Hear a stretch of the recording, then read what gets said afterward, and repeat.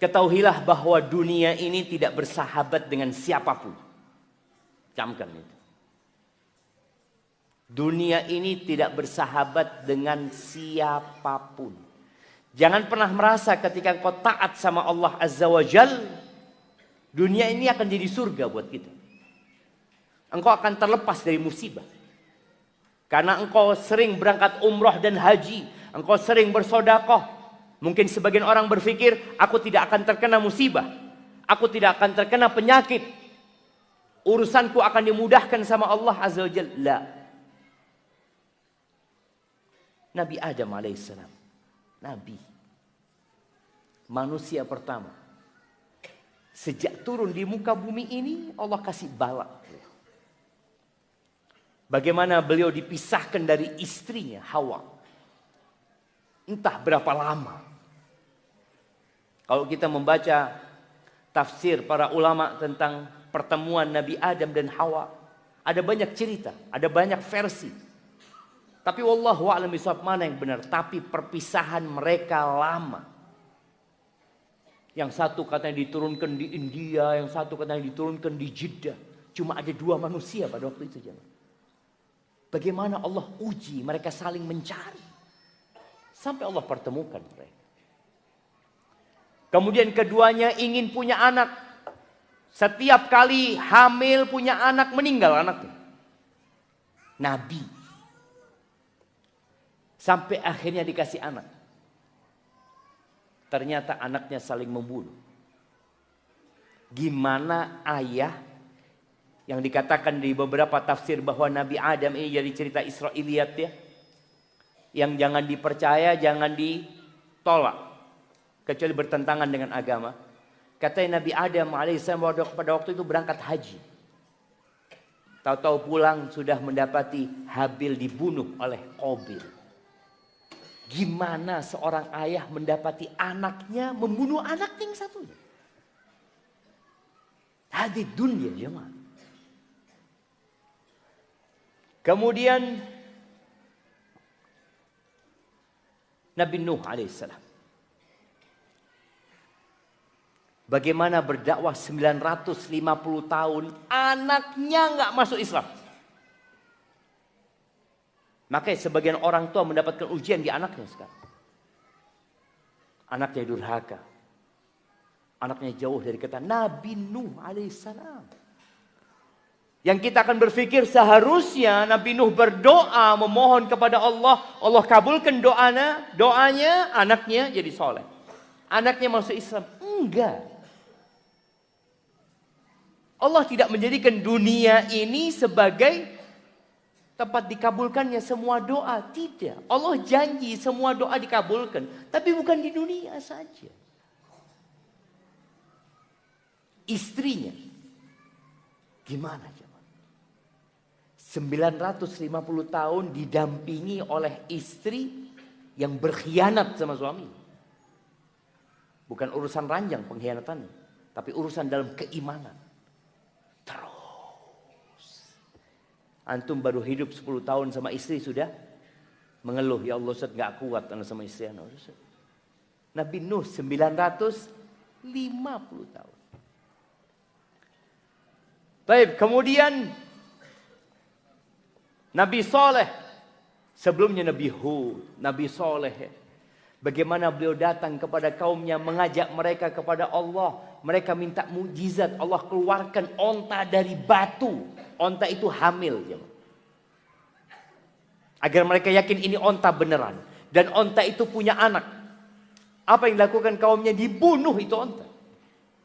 Lalu mereka mau membunuh Nabi Saleh alaihissalam. Nabi Ibrahim. Siapa yang gak tahu dengan ceritanya Nabi Ibrahim. Anda ingin kita mulai sadar dengan hakikat kehidupan dunia ini. Sehingga tumbuh keyakinan yang membuat kita ringan menghadapi apapun dalam kehidupan. Nabi Ibrahim alaihissalam ditelanjangi, dilemparkan ke api. Nabi yang berdakwah mengajak kepada Allah. Kemudian beliau harus hijrah meninggalkan kaumnya. Kalau Nabi Nuh diuji sama anaknya, Nabi Ibrahim diuji sama bapaknya. Ayahnya sendiri. Mungkin sebagian kita mengalami itu. Dapat ayah yang zalim. Dapat ayah yang kafir. Dapat ayah yang fasik. Dapat ayah yang tidak bertanggung jawab. Nah itu ujian. Engkau harus yakin ini memang ujianmu. Nabi Ibrahim ingin punya anak. Nabi berdoa sampai umur 86 tahun. Baru dikasih anak. Antum baru umur 50 tahun sudah putus asa. Kayaknya saya nggak dikasih anak sama Allah. Ana sudah ke dokter. Ternyata ana mandul. Ternyata istri ana mandul. Baik. Dokter mengatakan itu. Dan secara medis mungkin nggak bisa punya anak. Tapi idza aradallahu amran. Kalau Allah ingin memutuskan sesuatu, Allah tinggal mengatakan kun. Jadi. Iya, Nabi Ibrahim alaihissalam ingin punya anak sampai umur 86 tahun. Baru Allah kasih. Dan Allah bisa kasih anak jamaah tanpa ada suami. Nabi Isa alaihissalam. Artinya nggak ada yang mustahil buat Allah. Lalu kenapa kita nggak yakin sama Allah Azza wa Jalla? Kenapa sebagian kita masih ragu dengan kekuasaan dan kebesaran Allah Jalla Jalaluh? Itu Nabi Ibrahim alaihissalam. Nabi Ismail dikasih ujian. Bapaknya mau menyembelih dia. Dan ujian itu lebih besar buat Nabi Ismail apa lebih besar buat Nabi Ibrahim? Ayah jamaah. Harus nyembelih anaknya, nak aku nunggu engkau nak 86 tahun. Ditunggu nih anak. Sampai lahir bagaimana orang tua berpikir akan ada penerusnya. Yang melanjutkan dakwah juangan ini. Tahu-tahu datang perintah sembelih anak. Mau ngomong apa Nabi Ibrahim? Ngomong sama anaknya. Inni ara fil manami anni adbahuk. Aku bermimpi menyembelihmu nak. Fandur madza tara. Coba engkau pikirkan. Gimana pendapatmu? Tanpa banyak berpikir Ismail. Ya abati fa'al ma tu'mar. Satajiduni insyaallah minas sabirin. Masya Allah. Dapat anak yang berbakti. Tapi tetap harus disembelih anaknya. Berangkat Nabi Ibrahim ambil pisau. Beliau asah itu pedang, itu pisau. Kemudian beliau benar-benar letakkan di lehernya anaknya. Kita kan sekarang dengar ceritanya tahu-tahu diganti sama domba. Kasih domba yang besar ya. Nabi Ibrahim meletakkan itu pisau benar-benar diletakkan di leher anaknya siapa? Nggak ada beliau, ya Allah apa engkau mau kasih ganti sama domba. Ini cerita kita sekarang. Buat Nabi Ibrahim nggak ada cerita domba itu. Yang ada dalam benak Nabi Ibrahim, aku melaksanakan perintah Tuhanku dan semoga Allah ridho sama aku. Ismail mengatakan lakukan ya Abah, semoga Allah ridho sama kita. Allah kasih ganti karena keyakinan mereka melaksanakan perintah Allah Azza wa Jalla. Nabi Ya'qub alaihissalam. Nabi Ya'qub punya istri 2. Dan kalau antum tahu bagaimana perjuangan Nabi Ya'qub menghadapi kecemburuan kedua istrinya yang nanti akan berdampak kepada anak-anaknya. Siapa yang tahu kenapa Nabi Ya'qub itu perhatian lebih sama Nabi Yusuf? Nah, karena adabnya, bukan. Nah, karena Nabi Yusuf pernah mimpi. Dia sebelum mimpi, sebelum bicara adab itu, saudara-saudaranya sudah melihat perhatian Nabi Ya'qub ini lebih sama Yusuf alaihissalam, yang menyebabkan mereka merasa iri gitu. Nah,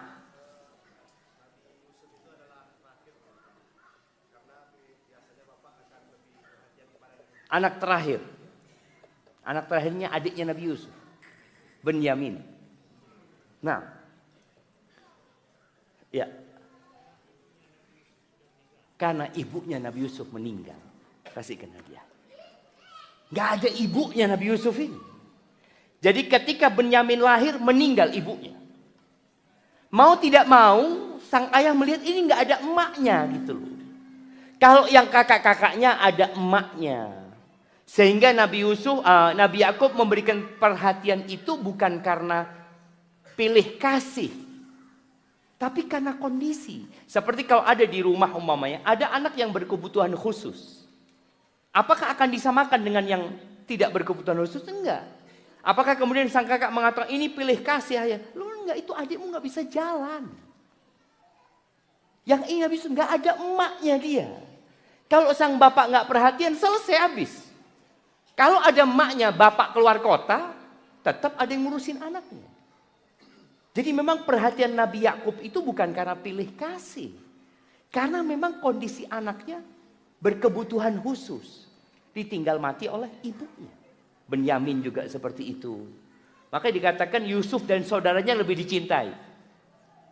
Yusuf dan saudaranya itu lebih dicintai daripada kita semua. Enggak. Karena kondisi kebutuhan khusus. Udah kasih hadiah. Masya Allah. Baik, selesai. Nabi Yakub diuji sama anaknya. Yusuf cilik ini diuji sama saudara-saudaranya. Mau dibunuh jemaah. Gimana? Akhirnya mereka musyawarah. Enggak, jangan dibunuh. Udahlah, dibuang saja. Allahu Akbar. Dan mereka buang. Selesai dibuang. Ujian Nabi Yusuf selesai? Enggak.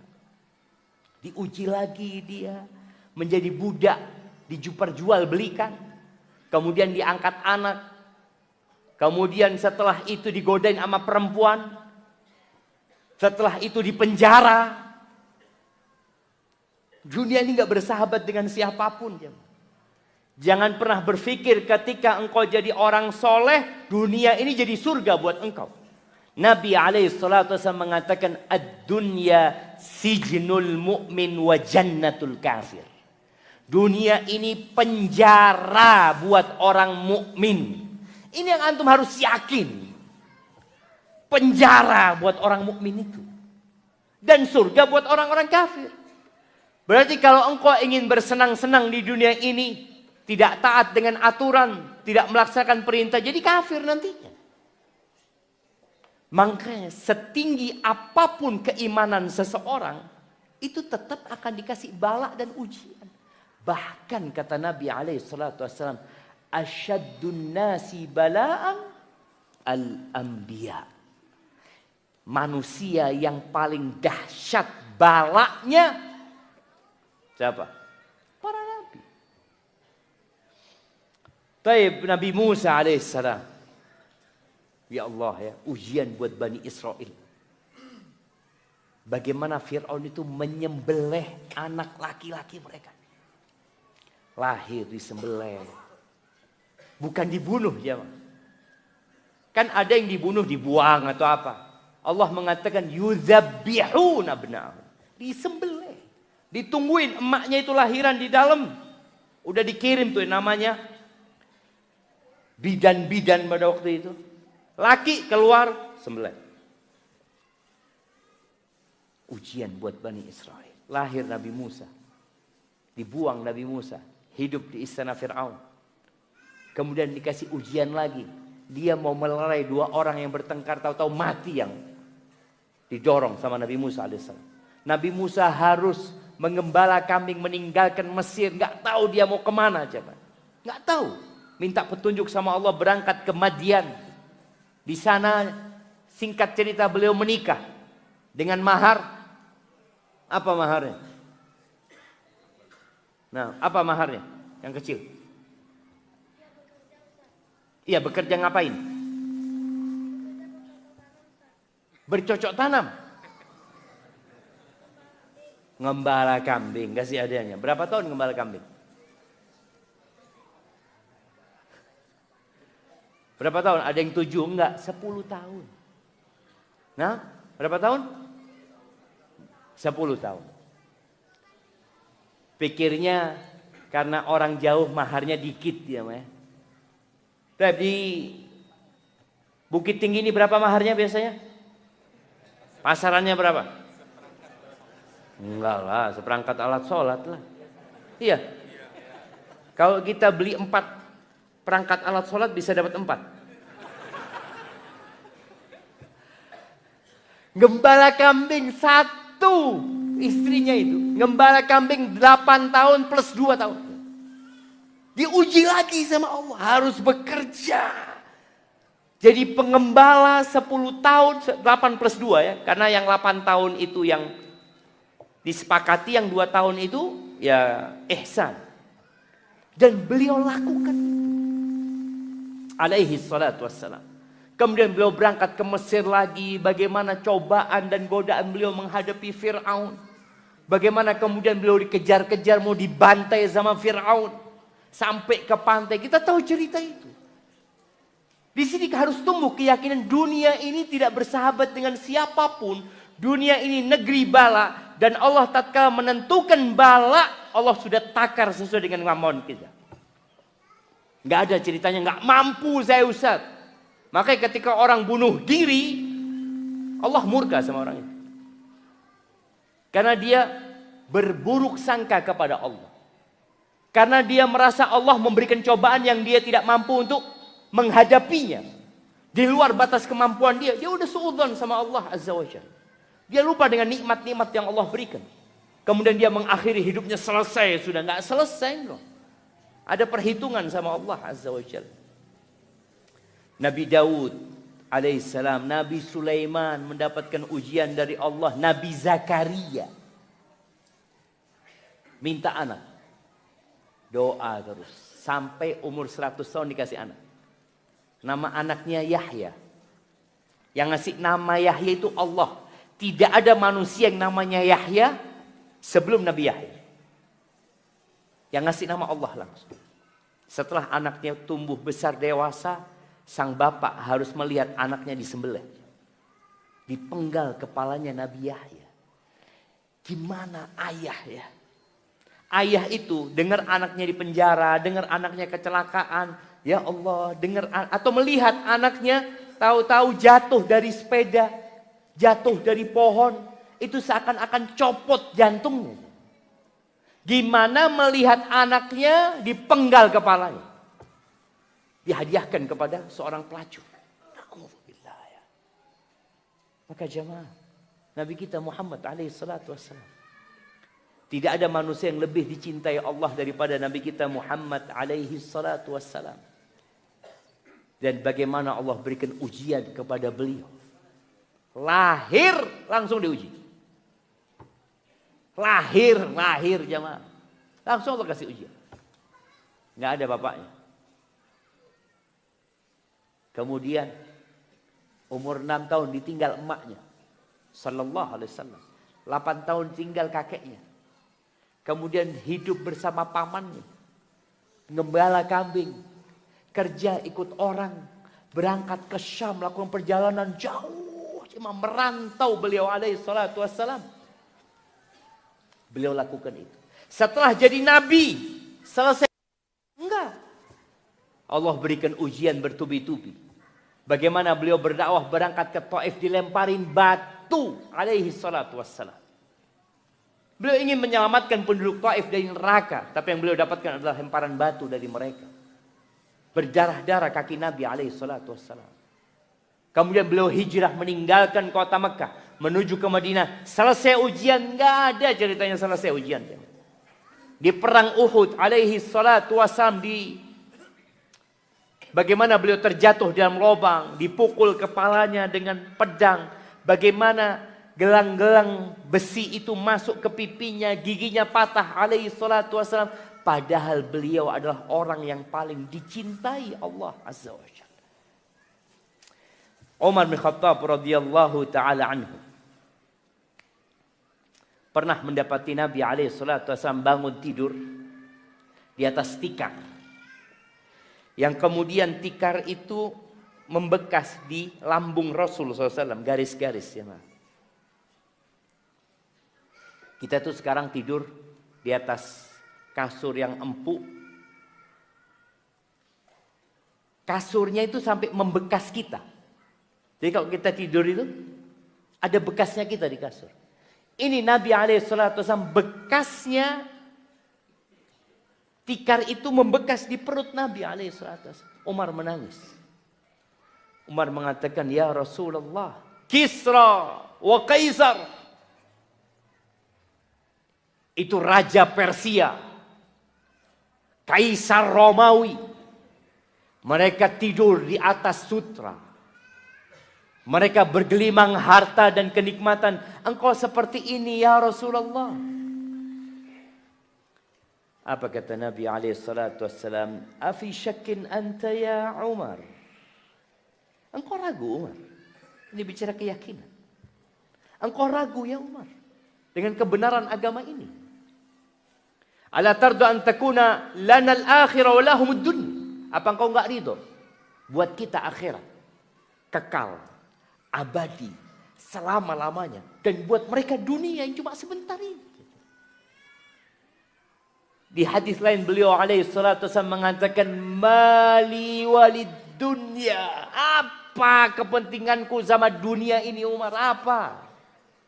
Apa kepentingan kita dengan dunia? Aku itu hanya seperti musafir atau pengendara.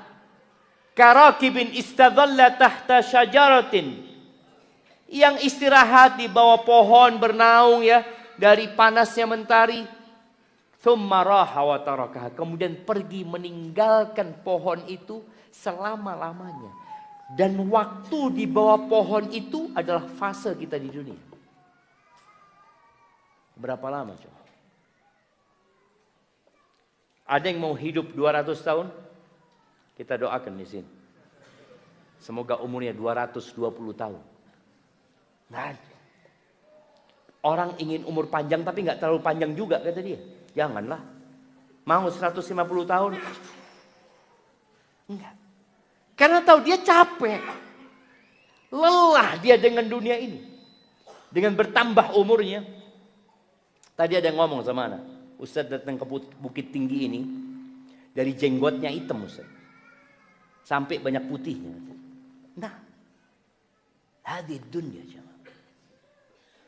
Kita akan meninggalkan dunia ini. Maka kata Nabi SAW, mali walid dunya. Apa urusanku sama dunia?